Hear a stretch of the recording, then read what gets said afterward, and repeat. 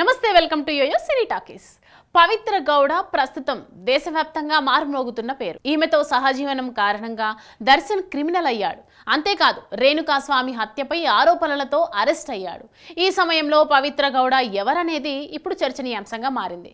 పవిత్ర Gowda hero Darshan కు పెళ్లైన విషయం తెలిసినా సహజీవనం చేస్తోంది. అది కూడా గత 10 ఏళ్లుగా హీరో దర్శన్ తో ఉంటున్న వీడియో ఒకటి షేర్ చేసింది. అందులో తమ బంధానికి 10 ఏళ్లు అంటూ పోస్ట్ చేసిన వీడియో కన్నడ సినీ ఇండస్ట్రీలో కలకలం రేపింది. అందులో హీరో దర్శన్ తో సన్నిహితంగా ఉన్న ఫోటోలను పంచుకుంది. ఇక దర్శన్ కు విజయలక్ష్మిని దాదాపు 20 ఏళ్ల కిందటే పెళ్లి చేసుకున్నాడు. వీరికో అబ్బాయి ఉన్నాడు. దర్శన్ కొన్నేళ్లుగా పవిత్ర గౌడతో సహజీవనం చేస్తున్నాడు. దర్శన్ మొదటి భార్యకు పవిత్ర గౌడ వల్ల అన్యాయం జరుగుతుందనే ఉద్దేశంతో దర్శన్ ను విడిచిపెట్టాలని కోరుతూ దర్శన్ కు వీరాభిమాని అయిన రేణుకాస్వామి అనే యువకుడు తన సామాజిక మాధ్యమం వేదికగా పవిత్రను టార్గెట్ చేస్తూ పోస్టులు పెట్టడం మొదలుపెట్టాడు. ఈ నేపథ్యంలో కొన్ని అసభ్యకర సందేశాలను పంపాడు.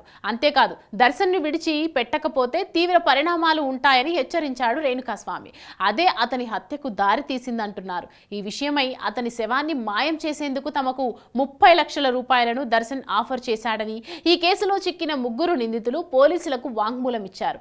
దీంతో పోలీసులు దర్శన్ పై హత్య కేసు నమోదు చేసి అదుపులోకి తీసుకున్నారు.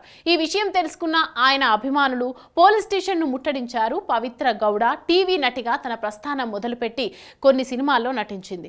2016లో 5431 సినిమాతో కథానాయికగా ఎంట్రీ ఇచ్చింది.